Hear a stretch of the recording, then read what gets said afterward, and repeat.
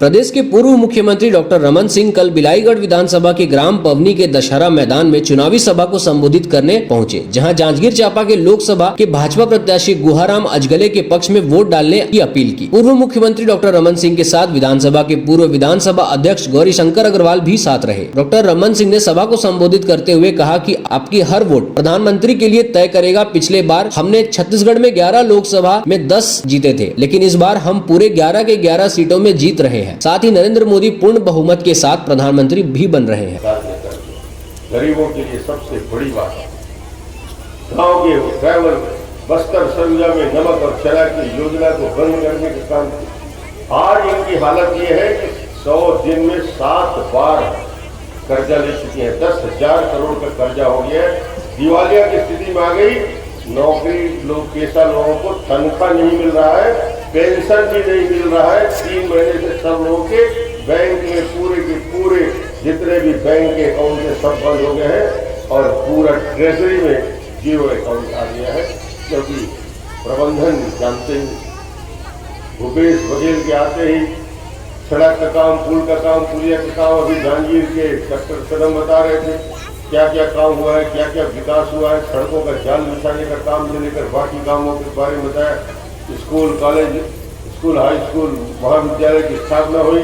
भूपेश के पास लोग जाते हैं, भूपेश जी मुख्यमंत्री बन गए, हमारे यहाँ सड़क बना दो, हमारे यहाँ पुल बना दो, स्कूल बना दो, अस्पताल बना दो, हमारे यहाँ रोजगार के काम कर दो। मनरेगा काम बंद हो गया है। जितने काम हम लोगों ने स्वीकृत किए थे उसके सब पैसा लौट गया है। पंचायत से भी पैसा लौट गया है।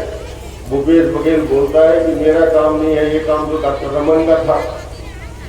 सड़क, पुलिया, स्कूल, अस्पताल बनाने डॉक्टर रमन का था। तो तोड़ का काम है भाई, तो मोर का मत के कि गरुआ नरुआ घुरुआ पानी। मैं क्यों भैया अब क्या काम न करे, बस कौन पौनी के आदमी जाना थे घुरुआ कैसे। हर घर में घुरुआ है, हर घर में बाड़ी है, हर घर में गरुआ है, हर घर में नाली है। ये कौन सा नवा बात बता, सिर्फ और सिर्फ लोगों को भ्रम फैलाने के लिए। और न गुरुआ गुरुआ नरुआ बारी। मैं विधानसभा में पूछे एक बार पैसा कहाँ रखे, संगवारी पैसा नहीं है, बजट में पैसा ही नहीं। ये सिर्फ और सिर्फ भ्रम फैला के ऐसा राज करना चाहते हैं जिसमें रोज ट्रांसफर का उद्योग बन गया। और मैं आपको बताऊं, गुंडा राज की वापसी हो। हमारा विधायक था मेरा भीमाराम मंडावी, 5 पुलिस अधिकारियों के साथ चुनाव प्रचार में निकला हुआ था। नक्सलियों ने घेर के उसको मार दिया, ब्लास्ट से उड़ा दिया। बिलासपुर जिले में हमारा कार्यकर्ता तिवारी, 60 साल का बुजुर्ग कार्यकर्ता, भारतीय जनता पार्टी के सिपाही थाने में इतने मारे कि थाने के अंदर उसकी मौत हो गई। डकैती दिन दहाड़े हो रहे, चोरों का बोलबाला हो गया। सिर्फ घोषणा पत्र को देख लोगे, आप जीवन में वोट नहीं दोगे। इनकी घोषणा पत्र को एक बार पढ़ लीजिए। आप लोग पढ़े लिखे समझदार लोग हैं, इसलिए मैं बात कर रहा हूँ। घोषणा पत्र में 124A, 124A एक कानून होता है राष्ट्रद्रोह का, देश के खिलाफ बगावत करने का, देश के खिलाफ बात करने का। भारत तेरे टुकड़े होंगे इंशाअल्लाह इंशाअल्लाह कहने वाले, भारत के विभाजन की मांग करने वाले, इसमें देशद्रोह कानून लगता है। 124A इस कानून को बदलने के लिए कांग्रेस ने घोषणा पत्र में कहा है कि देशद्रोह कानून को हम बदल देंगे, यानी देशद्रोह करने वालों को सजा नहीं मिलेगा। ये कांग्रेस का घोषणा पत्र है। इससे ज्यादा शर्म की बात और क्या हो क्या? क्योंकि अच्छे दिन जब रहते हैं तो 15 साल पता नहीं चला। भूपेश के 100 दिन में त्राही हो गया। घोषणा पत्र में कहा 23 लाख नागरिकों को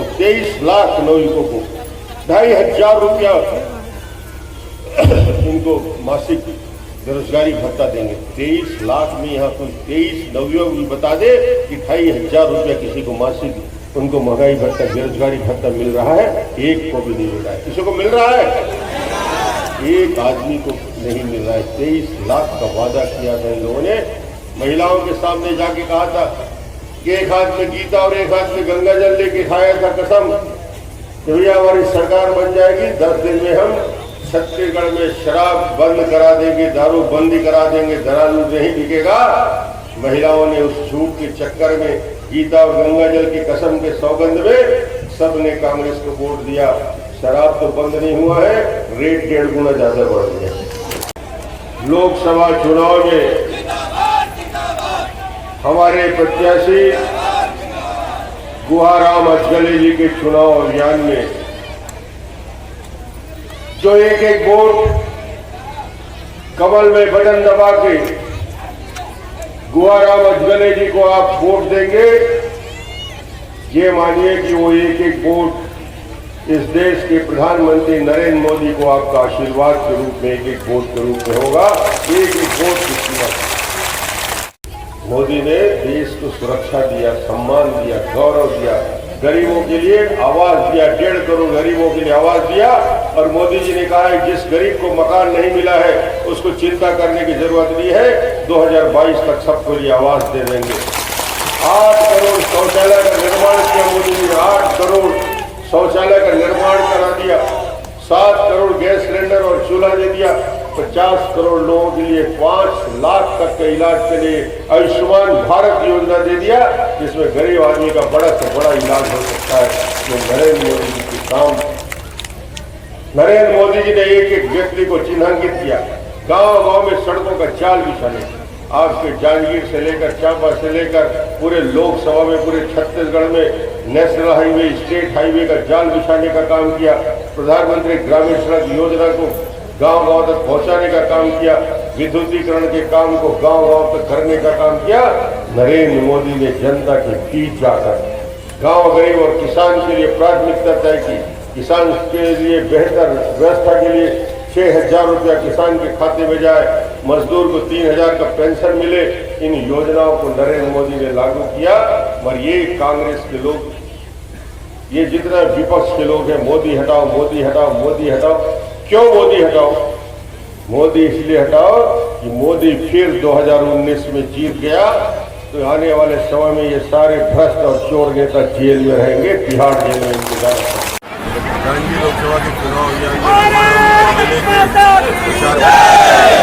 और मुझे खुशी है जो वातावरण की विचार के जो ऊर्जा दिख रहा है छत्तीसगढ़ में। अभी मैं जसपुर में था, आप आश्चर्य करेंगे, जसपुर जैसे वन क्षेत्र में 10,000 लोगों की उपस्थिति और मोदी के नाम से ऐसा करंट जो मैंने अभी चुनाव में देखा, जसपुर से लेकर पौनी आते आते और आज 4 सभाओं में देखा, जोश खरोश हमारी माताओं की उपस्थिति, बहनों की उपस्थिति, युवकों की उपस्थिति और एक नाम, एक लक्ष्य, इस बार फिर 2019 में माननीय नरेंद्र मोदी को प्रधानमंत्री बनाना है, कमल में बटन दबाना है।